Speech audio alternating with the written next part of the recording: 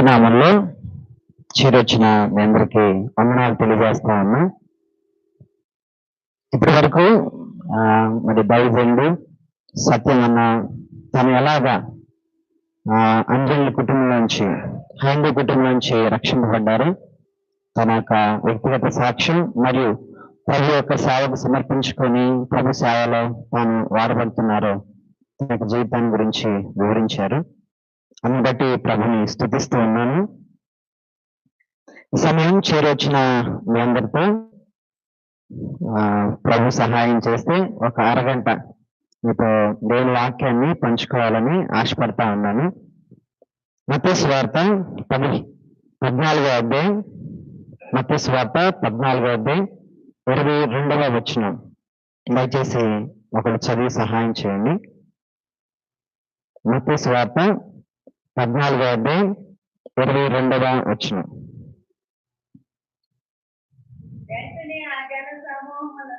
వెంటనే ఆ జన సమూహములను తాను పంపివేయనంతలో తన శిష్యులు దోణి ఎక్కి తనకంటే ముందుగా అద్దరికి వెళ్ళవలనని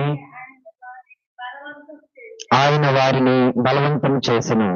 చాలు ప్రార్థన చేసుకున్నాం. పరిశుద్ధులైన తండ్రి, ప్రభానికి స్తోత్రాలు. చదవబడిన వాక్యము మరి చేరొచ్చిన నాతోనూ మా అందరితోనూ మీరు మాట్లాడండి. ఎవరు 2 హృదయాలతో వచ్చారో అందరి హృదయాలని ఎరిగినటువంటి దేవుడు నోటి బుర్రగా మీరు వాడుకొని వారితో మాట్లాడవలసిందిగా, ధైర్యపరచవలసిందిగా, ఆదరించవలసిందిగా వేడుకుంటూ, ఇంకా రక్షణ లేని వారి విషయంలో మీ యొక్క రక్షణ సందేశాన్ని వారికి అందించవలసిందిగా ప్రభువును రక్షకుడైన యేసు పరిశుద్ధ నామములో ప్రార్థిస్తున్నాం తండ్రి, ఆమేన్. చదువుకున్న వాక్యం సందర్భం మనకు బాగా తెలిసినటువంటిది. యేసు ప్రభు ఆయన శిష్యులు దోణి ఎక్కి అవతల దరికి వెళ్ళాలి అనుకున్నారు. వాస్తవంగా యేసు ప్రభు పైన వచనాల్లో మనం గమనించినట్లయితే 3 రోజులు మీటింగ్స్ పెట్టారు. కపెర్నహూము పట్టణంలో ఒక బయట మైదానంలో 3 రోజులు మీటింగ్ పెట్టారు యేసు ప్రభు. అనేక మంది జనసమూహం వచ్చారు. ఆ జనసమూహం 3 రోజులు మీటింగ్ అయిపోయిన తర్వాత వారు వెళ్లే ముందుగా వాళ్ళ గృహాల వరకు వెళతారో లేదో, ఒకవేళ వాళ్ళు శ్రోత పడిపోతారేమో, షుగర్ డౌన్ అయిపోయి పడిపోతారేమో అని చెప్పి యేసు ప్రభు వాళ్ళకి 5 రొట్టెలు 2 చిన్న చేపలు ఒక చిన్న బాబు దగ్గర ఉంటాయి, వాటిని 5,000 మందికి పంచిపెట్టాడు. వారిని అలా జనసమూహాలను పంపివేశాడు. పంపివేసినంతలో వీళ్ళని కూడా దోణి ఎక్కి మన అవతల దగ్గరికి వెళ్దాం అని చెప్పి అన్నాడు. వీళ్ళని కూడా తొందర పెట్టాడు. అయితే ప్రభు వారిని తొందర పెట్టి దోణి ఎక్కించాడు, కానీ ఆయన మాత్రం ఒడ్డునే ఉండిపోయాడు. ఒంటరిగా ఏకాంతంగా కొండ ఎక్కి ప్రార్థన చేసుకుంటా ఉన్నాడు. వీళ్ళు ఆ గలిలయ సముద్రంలో యువతల దరి నుంచి అవతల దరి గెరాసేనుల దేశం బయలుదేరి వెళ్తా ఉన్నారు. శిష్యులు అందులో దాదాపుగా 7 జాలర్లే. అక్కడే పుట్టారు, అక్కడే పెరిగారు, అక్కడే జీవనం వాళ్ళకి. అయితే వాళ్ళు ఆ 12 మంది శిష్యులు ఆ దోణిలో బయలుదేరి వెళ్తా ఉండగా యేసు ప్రభు అక్కడ ఒక మాట కనిపిస్తా ఉంది. ఆయన వారిని బలవంతము చేశాడు. ఏం చేశాడు? బలవంతం చేశాడు. బలవంతం గురించి 2 మాటలు మీకు దేవుని వాక్యం చెప్పాలని ఆశపడతా ఉన్నా. లూకా సువార్త 14వ అధ్యాయం 23వ వచనం. ఒకరు చదివి సహాయం చేయండి. లూకా సువార్త 14వ అధ్యాయం 23వ వచనం.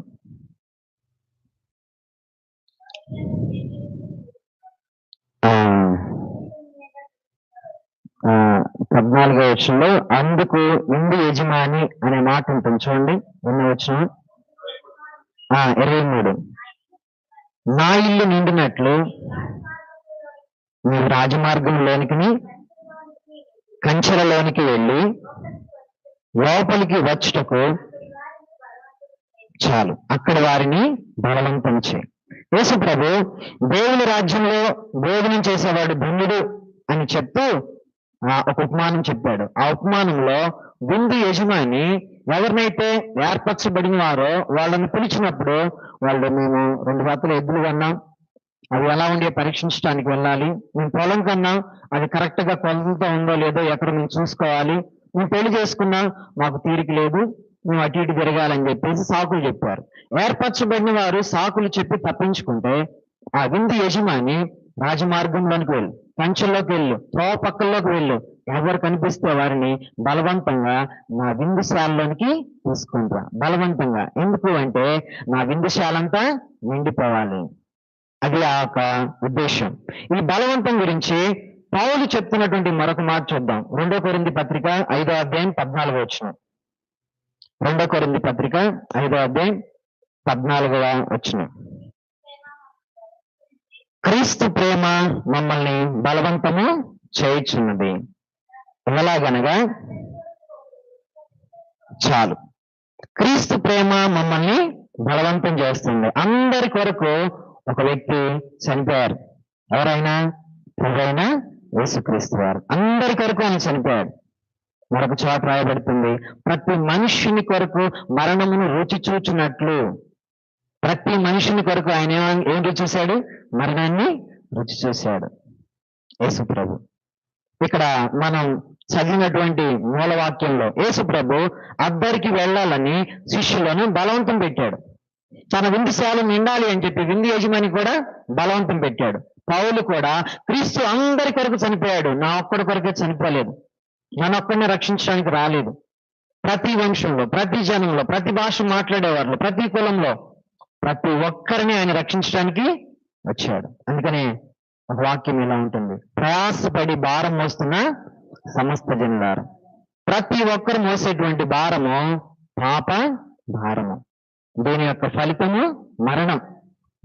అట్టి మరణమును ప్రతి ఒక్కరూ అనిపిస్తా ఉన్నారు. ఆదాము నుంచి ప్రతి ఒక్కరి మీద మరణము ఏలుబడి చేస్తా ఉంది. ఆ మరణాన్ని జయించటానికి, ఆ మరణాన్ని ఆయన రుచి చూసి ఆ మరణపు ముళ్ళని విరిచివేసి ఆయన పునరుద్ధానుడిగా తిరిగి లేవటానికి ఈ లోకానికి వచ్చాడు. ఆయన అందరి కొరకు మరణించాడు. యేసు ప్రభు తన శిష్యుల్ని అద్దరికి వెళ్దామని వాళ్ళు బలవంతం చేశాడు, వాళ్ళని దోణి ఎక్కించాడు. వీరు మాత్రం ఒడ్డునే ఉండి ఒంటరిగా కొండ ఎక్కి ప్రార్థన చేసుకుంటా ఉన్నాడు. నేను ఇప్పుడు చిన్న విషయాలు చెప్తాను వాక్య భాగంలో. మత్తయి సువార్త 14వ అధ్యాయం, మత్తయి సువార్త 14వ అధ్యాయం 24వ వచనం. అప్పటికి ఆ దోణె దరికి దూరముగా ఉండగా గాలి ఎదురైనందున అలల వలన కొట్టబడుచుండెను. దోణి ఈ దరి నుంచి బయలుదేరిన కొంచెం దూరం వెళ్ళంగానే గాలి ఎదురైనందున అలల చేత కొట్టబడతా ఉంది. ఆ దోణి సముద్రంలో ప్రయాణం చేస్తా ఉంటే ఆ దోణికి గాలి ఎదురైంది, ఆ దోణికి అలలు కొట్టబడతా ఉన్నాయి. వారు వెళ్ళవలసినటువంటి దిశ అనేది మారిపోయింది. ఎందుకు? సముద్రం అల్లకొల్లం ఉంటే వెళ్ళవలసినటువంటి దిశలో దోణి ప్రయాణం చేయలేదు. దాదాపుగా అందులో 7 బాగా ఆరితేరిన వాళ్లే, జాలర్లే, నడపగలిగినటువంటి వారే, కానీ వారి వాళ్ళు కూడా కాలేదు. చీకటిగా ఉంది, అది కూడా రాత్రి 4వ జాము. పైపెచ్చు ప్రభు వారితో లేడు. ఎవరు లేరు? ప్రభు వారితో లేడు. వారికి ఇంకా ఎక్కువ భయం కలుగుతా ఉంటుంది. ఇక్కడ చదివినటువంటి వచనంలో వాళ్ళకి గాలి ఎదురైంది. దీన్ని ఉన్న సమస్య అని మనం చెప్పుకున్నాం. ఏంటి ఉన్న సమస్య? వారికి ఉన్న సమస్య ఏంటంటే గాలి ఎదురైంది, అలల చేత కొట్టబడతా ఆ తుఫాను తాకిడిలో ధోని ముందుకి కదట్లేదు. ఇది వారి ముందున్నటువంటి సమస్య. తర్వాత వచనంలోకి వెళ్దాం. తర్వాత వచనంలో 25వ వచనం. రాత్రి 4వ జామున ఆయన సముద్రం మీద నడుచుచు వారి వద్దకు వచ్చెను. ఆయన సముద్రం మీద నడుచుట శిష్యులు చూచి తొందరపడి భూతమని చెప్పుకొని భయం చేత కేకలేసి. ఈ 2 వచనాల్లో మరొక సందర్భం మనకు అనిపిస్తా ఉంది. యేసు ప్రభు ఆ దోణి వద్దకు నడుచుకుంటా వస్తా ఉన్నాడు. నీళ్ల మీద నడుచుకుంటా వస్తుంటే ఈ చీకటిలో ఆ గాలి అలలు కొట్టబడతా ఆ భయము కలుగుతున్నటువంటి హృదయం, ఆ కలవరమైనటువంటి పరిస్థితుల మధ్యలో ప్రభుని వాళ్ళు గుర్తెరగలేకపోయారు. గుర్తెరగలేక దూరంగా ఉన్నటువంటి ప్రభుని చూసి ఏమనుకుంటున్నారు? దెయ్యం. నాలాంటి ఉంటే సముద్రం దూకేస్తాడు కదా దెయ్యం అనుకోని. అయితే ఉన్న సమస్య, వాళ్ళకి గాలి ఎదురైంది, వారికి ముందుకు వెళ్తలా వాళ్ళ బోనే. రెండోది ఏంటంటే ఊహించుకున్న సమస్య ఇది. ఏంటి? వారి మనసులో ప్రభు ఎదురుగా వస్తా ఉంటే వారికి భూతంగా అర్థమయ్యాడు ఆయన. సరిగా గుర్తుపట్టలేకపోయారు. ఆ గాలి తుఫాను, ఆ వాతావరణం అంతా గలిబిలిగా ఉంటాన్ని బట్టి వారు సరిగా గుర్తించలేకపోయారు, ప్రభుని గమనించలేకపోయారు. అందుకనే వారు మనసుల్లో కొన్ని ఊహించుకున్నారు. ఏంటయి? భూతం అని కేకలేస్తా ఉన్నారు, భూతం అని కేకలేస్తా ఉన్నారు. అయితే ప్రభు మాట్లాడుతా ఉన్నాడు. చూడండి 27వ వచనం. వెంటనే యేసు ధైర్యము తెచ్చుకుని నేనే భయపడకుడని వారితో చెప్పాను. వెంటనే యేసు ప్రభు స్వరం అక్కడ వినపడతా ఉంది. ఆ గాలి, ఆ తుఫాను, ఆ కలవరం, ఆ భయాల మధ్యలో ప్రభు తన స్వరాన్ని వినిపిస్తా ఉన్నాడు. ప్రభు ధైర్యపరుస్తా ఉన్నాడు. ఏమంటాడు? ధైర్యం తెచ్చుకోండి, నేనే అని చెప్తా ఉన్నాడు. ప్రభు స్వరం వినపడుతుంది, ప్రభు యొక్క ధైర్యం కూడా అక్కడ మనకి కనపడతా ఉంది. వాళ్ళని ధైర్యపరుస్తా ఉన్నాడు, భయపడే వాళ్ళని. అంతేకాదు, భయపడకండి అని చెప్తున్నాడు. ఏం చెప్తున్నాడు? భయపడకండి, అభయం నేనున్నాను. చిన్నపిల్లలు భయపడుతుంటే ఏదన్నా చూసి చీకట్లో వచ్చినప్పుడు భయపడబాకలేని ఒక్కసారి చెప్పేసేస్తా, వాడు భయం తగ్గేదాకా నేనున్నానులే, భయపడ మాకు, ఏం కాదులే నీకు, ఈసారి ఏదైనా వస్తే నేను చూసుకుంటానని చెప్పి వాడు భయం తగ్గే వరకు మనం మాట్లాడతాం. ఇప్పుడు శిష్యులు యేసు ప్రభు ధైర్యం తెచ్చుకోండి, నేనే, భయపడకండి అని ఆయన స్వరం, ఆయన ఆదరణ, ఆయన అభయం వారికి కలిగినప్పుడు ఆ ధైర్యంతో ఆ 12 మందిలో ఒక ఆయన ముందుకొచ్చి మాట్లాడుతున్నాడు. చూడండి ఏమని మాట్లాడుతున్నాడు. 28వ వచనం. పేతురు, ప్రభువా మీరే అయితే నీళ్ల మీద నడిచి మీ వద్దకు వచ్చుటకు నాకు సెలవిమ్మని ఆయనతో అనెను. ఆయన రమ్మనగానే పేతురు దోణి దిగి యేసు వద్దకు వెళ్ళుటకు నీళ్ల మీద నడిచెను గాని గాలిని చూచి భయపడి మునిగిపోసాగి. ఇక్కడ మరొక మాట మీతో మాట్లాడాలి, మరొక విషయం. మొదటిగా ఆ దోణి వెళ్తూ ఉన్నప్పుడు ఉన్న సమస్య ఏంటంటే గాలి ఎదురైంది. ఊహించుకున్న సమస్య ఏంటంటే యేసు ప్రభుని భూతంగా చూస్తా ఉన్నారు. ఇప్పుడు కొని తెచ్చుకున్న సమస్య ఏంటంటే ఉన్నవాడు దోణిలో ఉండొచ్చు, యేసు ప్రభు నడుచుకుంటూ 4 అడుగులు ఎత్తి దోణిలోకి వచ్చేసేస్తాడు. ఈయనేం చేస్తున్నాడు? కొని తెచ్చుకున్నాడు. ప్రభువా నీవేనా? నీవే అయితే నీకులాగా నేను నీళ్ల మీద నడిచి వస్తాను, నాకు అనుమతించు, నాకు ఆజ్ఞాపించు. రమ్మన్నాడు. వెంటనే రమ్మనంగానే ఏం చేశాడు? ఈయనకు కొంచెం దుడుకు తొందర, వెంటనే నీళ్ళని దిగాడు. ఈ పక్కన లాగమని ఉంటారు, కానీ ఈయన నీళ్ళ నుంచి దిగి యేసు ప్రభు దగ్గరికి 10 అడుగులు వెళ్ళాడు. ప్రభు వైపు చూసినంతసేపు ఆయన అడుగులు తడబడకుండానే వెళ్ళి ఆ గాలి తుఫాన్ ఏం తగ్గలా, అందులో కూడా ఆయన నీళ్ల మీదే నడిచాడు. ఎప్పుడైతే తన చూపు, తన యొక్క విశ్వాసం పక్కకి వెళ్ళిపోయిందో, తన దృష్టి, తన యొక్క విశ్వాసం పక్కకి వెళ్ళిపోయిందో, వెంటనే ఆయన మునిగిపోసాగి, చిన్నగా మునిగిపోసాగి. కొని తెచ్చుకున్న సమస్య ఇది. ఉన్నవాడు దోణిలో ఉంటే ప్రభు వచ్చి దోణిలో కూర్చున్నాడు. కొని తెచ్చుకున్న సమస్య. అయితే ప్రభు నమ్మదగిన వాడు. పేతురు మునిగిపోతా అల్ప విశ్వాసంతో ఒక పెద్ద కేకేశాడు. 31వ వచనం. ప్రభువా నన్ను రక్షించు అని కేకలు వేశాడు. ప్రభువా నన్ను రక్షించు, ప్రభువా నన్ను రక్షించు. ఈ రాత్రికాల సమయంలో యేసు ప్రభు పేతురు జీవితంలో తాను ప్రాణాపాయ స్థితిలో ఉన్నప్పుడు, తాను సముద్రంలో మునిగిపోతా ఉన్నప్పుడు ఆ ఒక్క కేక, ఆ ఒక్క ఆర్తనాదాన్ని విని అల్ప విశ్వాసి ఎందుకు సందేహించావు అన్నాడు అని తన చేయినిచ్చి పైకి లేపాడు. పైకి లేవనెత్తి నిలబెట్టాడు తన పక్కనే.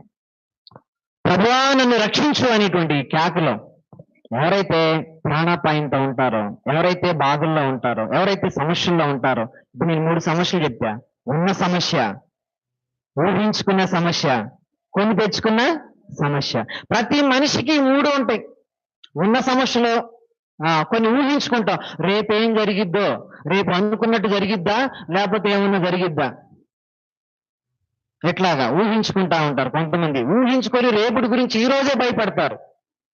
ఇంకోటి కొని తెచ్చుకునే సమస్య. విశ్వాసుల్లో ప్రతి ఒక్కరిలో కూడా పేతురు లాంటి దుడుకోళ్ళు ఉంటారు. తొందరపాటుతో ఉన్న సమస్యలో వాళ్ళు ఉండిపోకుండా దాన్ని ఏదో చక్కదిద్దుకుందామని ఒక గోతిని తీస్తారు. ఈ గోతి గుడిద్దామని, ఆ గోతి అంతే ఉండిద్ది, అందులో పడతారు. వెనక నొయ్యి ముందు గొయ్యిలాగా.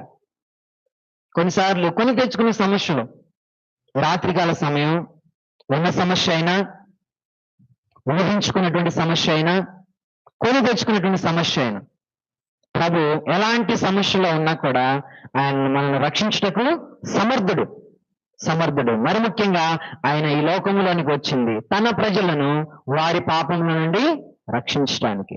ప్రతి మనిషి పాప భారం చేత జీవిస్తా ఉన్నాడు, ప్రయాసంతో బ్రతుకుతా ఉన్నాడు. మానవుని యొక్క మరణానికి మూలం పాపమే. ఈ పాపముని తీసివేయడానికి, మరణపు ముళ్ళని విరిచివేసి ఆయన ప్రతి ఒక్కరికి నిత్య జీవాన్ని ఇవ్వటానికి ఆయన 2000 సంవత్సరాల క్రితం ఈ లోకానికి వచ్చాడు. 2000 సంవత్సరాల క్రితం ఈ లోకానికి వచ్చి కన్య మరియ గర్భము ద్వారా 33.5 సంవత్సరాలు ఈ లోకంలో పరిశుద్ధంగా జీవించాడు. ఆయన యొక్క జీవితంలో ఆయన ఒక సవాల్ ఇచ్చాడు. ఆ తరములో ఉన్న వారికి ఒక సవాల్ ఇచ్చాడు. నాలో పాపం ఉందని ఎవరైనా రుజువుపరచగలరా? ఎవరు రుజువుపరచలేపారు. వాక్యం బోధించేటప్పుడు యేసుప్రభు సవాల్ విసిరాడు. అయితే చివరిగా యేసుప్రభు సిలువకు అప్పగించినప్పుడు కూడా అనేకమైన నేరాలు అనేక మంది వేశారు, కానీ అందులో ఏది నిలబడలేదు. చివరిగా ఆయన్ని ఒక్క నేరాన్ని బట్టే సిలువేశారు. నజరేయుడని యేసు యూదులకు రాజు అని నేరము ఆయన తలపైన ఒక పలక మీద రాసి, గ్రీకు, హెబ్రీ, అరామైక్ భాషలో రాసి ఆయన సిలువేశారు. యూదులకు రాజు. వాస్తవంగా ఆయన రాజు. ఆయన ఏ వంశంలో పుట్టాడు?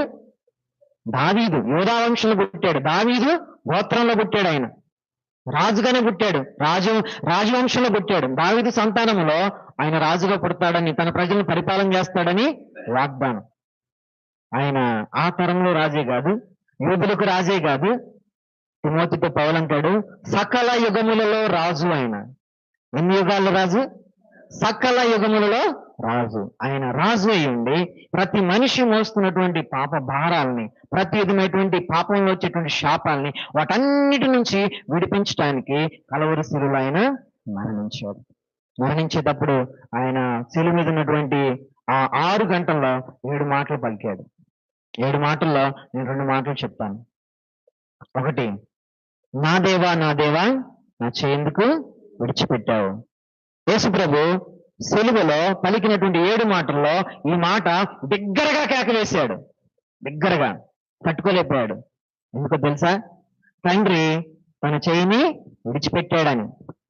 తండ్రి తన చేయి విడిచిపెట్టినప్పటికి కూడా మానవుడు అయినటువంటి నన్ను ఆయన చేయి పట్టుకొని వదిలిపెట్టలేదు. అందుకని ఆయనకి ఒక వాగ్దానం ఇచ్చాడు, నేను ఎన్నడూ విడవను, ఎన్నడూ ఎడబాయను. నీకు ఆ వాగ్దానం ఇచ్చి తండ్రి తన చేయి విడిచిపెట్టినప్పటికి కూడా ఆ బాధను భరించాడు, అనుభవించాడు. తండ్రి తన ముఖాన్ని తిప్పుకున్నాడు. 3 గంటల సేపు తండ్రితో ఎడబాటు. ఆ బాధను భరించలేకపోయాడు. ఆ బాధ భరించలేకపోయినప్పటికీ కూడా ప్రభు నీకు ఇచ్చిన వాగ్దానం బట్టి నిన్ను చేయబట్టుకుని ఉన్నాడు. విడిచిపెట్టుకుని ఇప్పటి వరకు కూడా సజీవ సంఖ్యలో ఉంచాడు, కాపాడుతా వచ్చాడు. ఆయన ఉన్న సమస్యలో ఉన్నా, ఊహించుకున్న సమస్యలు, రేపటి గురించి నువ్వు భయపడతా ఉన్నా, కొన్ని తెచ్చుకునే సమస్యలు కొన్ని నీకు చుట్టుకున్నా కూడా వాటన్నిటి నుంచి రక్షించడానికి ఆయన నీతోనే ఉన్నాడు. అయితే యేసు ప్రభు శిలువలో పలికినటువంటి మరొక మాట, బిగ్గరగా పలికాడు ఒక మాట, సమాప్తమైనది. ఈ మాట బిగ్గరగా పలికినటువంటి మాట సమాప్తమైనది. మానవుని కొరకు, మానవుని యొక్క పాపము కొరకు ఆయన చెల్లించాల్సినటువంటి అమూల్యమైన రక్తాన్ని పాపక్రయ ధనముగా, ప్రాయశ్చిత్తముగా ఆయన సాకరి బొట్టు వరకు కూడా ఆయన చిందించి తన ప్రాణాన్ని తండ్రికి అప్పగించాడు. అక్కడ రాయబడుతుంది, తన ప్రాణాన్ని తండ్రికి అప్పగించి తల వంచాడు అని రాయబడుతుంది. తల వంచడం అనేది ఆరాధన. ప్రభు తాను ఇష్టపూర్వకంగా తన ప్రాణాన్ని తండ్రికి అప్పగించుకొని తల వంచి మరణించి తండ్రిని ఆరాధించిన వాడికి మనం చూస్తా ఉన్నాం. ఆయన తండ్రి చేయి విడిచిపెట్టిన మన చేయి విడిచిపెట్టలేదు. అలాగే సమాప్తమైందని చెప్పినప్పుడు ఇది విజయోత్సవపు కేక. ఇది ఎలాంటి కేక?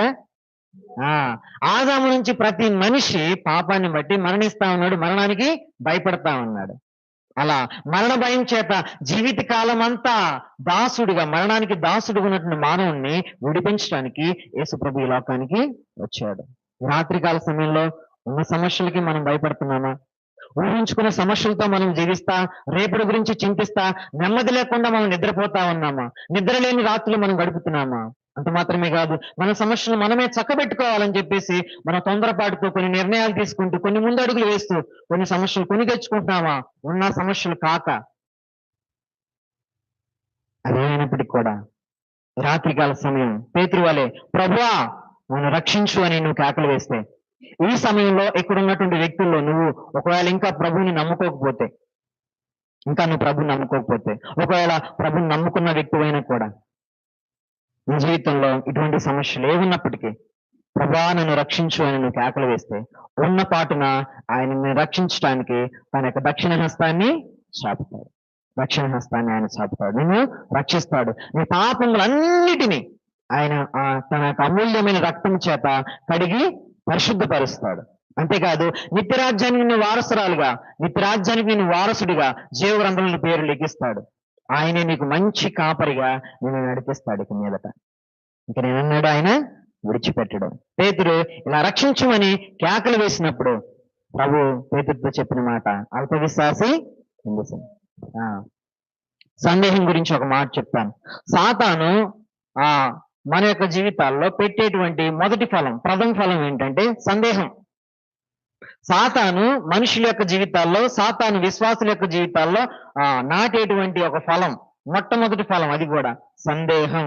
ఏంటది? సందేహం. పేతురుతో ప్రభు అంటున్నాడు, ఎందుకు సందేహించావు? తోమాతో కూడా ప్రభు అంటున్నాడు, నేను చేతి వేళల్లో ఏళ్ళు పెట్టి డొక్కలో చేయబెట్టి చూస్తేనే నమ్ముతాను. సందేహం. మరి ఆదాము అవ్వ దగ్గర కూడా సాతాను వచ్చి ఇది నిజమా? అక్కడ కూడా మొదటి ఫలం సందేహం. ప్రతి మనిషిలో ఈ సందేహాలు దేవుని నమ్మకుండా, దేవుని గుర్తించకుండా, దేవుని యొద్దకు రాకుండా, ఆయన మన దేవుడు కాదు, ఆయన మనకు సంబంధించినటువంటి ఆయన కాదు, ఇలా ఎంతో మంది దేవునికి దూరంగా జీవిస్తూ ఉంటారు. అయితే ప్రతి ఒక్కరిని ఆయన పిలుస్తా ఉన్నాడు. మరి ముఖ్యంగా మనం గమనించినట్లయితే నశించినటువంటి దానిని ఆయన వెదకి రక్షించాలని. ఎవరు నేను నశించానని, నేను పాపినని, నా జీవితం సరి లేదు అని, సమాజంలో నాకు విలువ లేదు అని, నా హృదయ స్థితి బాగోలేదని, నేను చెడిపోయానని ఎవరైతే వారి హృదయ స్థితిని బట్టి పశ్చాత్తాపడతారో, ఎవరైతే ప్రభు యొద్దకు వస్తారో, ఆయన ఉచితమైనటువంటి క్షమాపణ ద్వారా వారి పాపాలను క్షమించి వారిని పరిశుద్ధపరిచి తన కుమార్తెగా, తన కుమారుడిగా ఆయన స్వీకరిస్తారు. తప్పకుండా. మనం కింద వచ్చిన వాళ్ళకి వెళ్దాం. పేతుర్ని ప్రభు చేపట్టి లేవనెత్తి అల్ప విశ్వాసం ఎందుకు సందేహించావంటాడు. 32వ వచనం మనం ముగించుకుందాం. వారు దోణి ఎక్కినప్పుడు గాలి అణిగెను, అంతట దోణిలో ఉన్నవారు వచ్చి నీవు నిజముగా దేవుని కుమారుడు అని చెప్పి ఆయనకు మొక్కిరి. పేతురుని తీసుకొని వస్తా ఉన్నాడు. పేతురు అప్పటి వరకు దేవునితో కొన్నిసార్లు ఆనుకొని ఉంటాడు, కొన్నిసార్లు దూరంగా ఉంటాడు. కానీ యేసుప్రభు యొక్క శిష్యుల్లో ఎప్పుడు ఆనుకొని ఉండే వ్యక్తి, ప్రభుకు ప్రియమైన శిష్యుడు ఎవరు? యోహాను. ఈయనైతే కొన్నిసార్లు ఆనుకొని ఉంటాడు, కొన్నిసార్లు దూరంగా ఉంటాడు. ఇప్పటి నుంచి అయితే ప్రభుని గట్టిగా పట్టుకున్నాడు. అమ్మో, ఈయన వదిలిపెట్టకూడదు. ఇంకా ప్రభు మన సమస్యల్లో, మన శ్రమల్లో, మన బాధల్లో ప్రభుని మనం మరింత దగ్గరగా ఎరుగుతాం. ప్రభుని మరింతగా మనం హత్తుకుంటాం. శ్రమలో మన జీవితాలు మేలే చేస్తాయి. దేవుని ప్రేమించే వారికి సమస్తము మేలు కొరకై ఆయన జరిగిస్తాడు. శ్రమలు వచ్చినప్పుడు మనం భయపడాల్సిన అవసరం లేదు. శ్రమలు వచ్చినప్పుడు మనం దూరం వెళ్లాల్సిన పని లేదు. ప్రార్థించాలి, ప్రభుని మరింతగా ఆనుకోవాలి, ప్రభుని మరింతగా ఆధారపడాలి. ఎవరి మనస్సు ఆయన మీద ఆనుకుంటుందో ఆయన వారిని పూర్ణ శాంతి గలవారుగా చేస్తాడు. వీళ్ళందరూ ధోనిలోనికి వచ్చినటువంటి ప్రభు దగ్గరికి వచ్చి వాళ్ళు ఏం చేస్తున్నారు? నువ్వు నిజముగా దేవుని కుమారుడు అని చెప్పి ఆయనకి మొక్కారు, ఆయన్ని ఆరాధించారు, ఆయనకి కృతజ్ఞత చెల్లించారు. ప్రభు ఈ సమయంలో మీరు మమ్మల్ని కాపాడారు. ప్రభు నువ్వు నిజంగా దేవుని కుమారుడే, ఎందుకంటే ఈ సృష్టి నీకు లోపడుతుంది, ఈ సృష్టి నీకు లోపడుతుందంటే మేము కూడా నీకు లోపడతాం. ఈ సృష్టి నిన్ను ఆరాధిస్తుంది అంటే మేము కూడా నిన్ను ఆరాధన చేస్తాం. ఆయన యొక్క దైవత్వాన్ని గుర్తించారు. మన శ్రమల్లో, మన బాధల్లో మనం దేవుని దూరంగా వెళ్ళాలని కాదు ప్రభు ఆ పరీక్షను అనుమతించింది.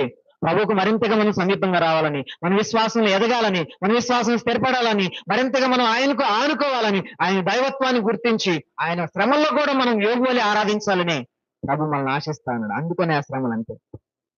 ఎలాంటి పరిస్థితులైనా కూడా ఆయన రక్షించుటకు సమర్థుడు. ఈ రాత్రికాల సమయం, చిన్న దోణె గొప్ప తుఫాను. ఇది నా అంశం. చిన్న దోణె గొప్ప తుఫాను. అది ఎంత గొప్ప తుఫాను అయినప్పటికీ కూడా, అది ఉన్న సమస్య అయినా, అది ఊహించుకున్న సమస్య అయినా, అది కొని తెచ్చుకున్న సమస్య అయినా, ప్రభువా నన్ను రక్షించు అని నువ్వు ప్రభుకు ప్రార్థన చేస్తే ఆయన చెయ్యి విడవడు, నిన్ను రక్షిస్తాడు. దేవుని వాగ్దానం మనకుంది. యెషయా 43:2 జలములలో పడి నువ్వు వెళ్ళినా అవి నీ మీద పడవు, అగ్నిలో నువ్వు నడిచినా అవి నిన్ను కాల్చలేవు. పేతురు నీళ్ల మీదే కాదు, రాబోయే కాలంలో ఆదిమ సంఘానికి శ్రమలు వచ్చినప్పుడు ఆ శ్రమల్లో, అగ్ని వంటి శ్రమల్లో గుండా విశ్వాసులు వెళ్ళారు, అపోస్తలులు కూడా వెళ్ళారు. వాళ్ళకి అవన్నీ అనుభవమే. పాత నిబంధనలు, ఈ వాగ్దానం కొత్త నిబంధనలో మనకు నెరవేర్పు. శ్రమల్లో కూడా మనం నడిచి వెళ్ళగలం. అది నీళ్ల మీద అయినా, అది అగ్నిలోనైనా. ఎందుకు? ప్రభు షడ్రక్ మెషక్ అబేద్నెగోలతో ఉన్నాడు, ప్రభు పేతురుతో ఉన్నాడు. రాత్రికాల సమయంలో ఆయన నీతో కూడా ఉన్నాడు. ఆయన ఉన్నవాడు, ఎవరైనా ఉన్నవాడు. అట్టి దైవకుమారుణ్ణి, ప్రభు అయిన యేసుక్రీస్తుని ఇంకా ఈ రాత్రికాల సమయం ఎవరైనా నమ్మకపోతే ప్రభుని పాపాలను క్షమించడానికి సిద్ధంగా ఉన్నాడు. ఆయన క్షమించుటకు సిద్ధ మనసు కలిగిన దేవుడు. ఒకవేళ నువ్వు అల్పవిశ్వాసం అయితే, నువ్వున్న సమస్య అయినా, ఊహించుకున్న సమస్య అయినా, కొని తెచ్చుకున్న సమస్య అయినా, ప్రభు ఈ రాత్రికాల సమయంలో నిన్ను విడిపించడానికి, నిన్ను రక్షించడానికి, తిరిగి మళ్ళా నిన్ను విశ్వాసం స్థిరపరచడానికి ఆయన నిన్ను పిలుస్తా ఉన్నాడు. ప్రభు దగ్గరకు రా, ప్రభు నీకు సహాయం చేస్తాడు. ప్రభు మాటలు దీవించిన గాక. ఆమేన్. Thank you brother.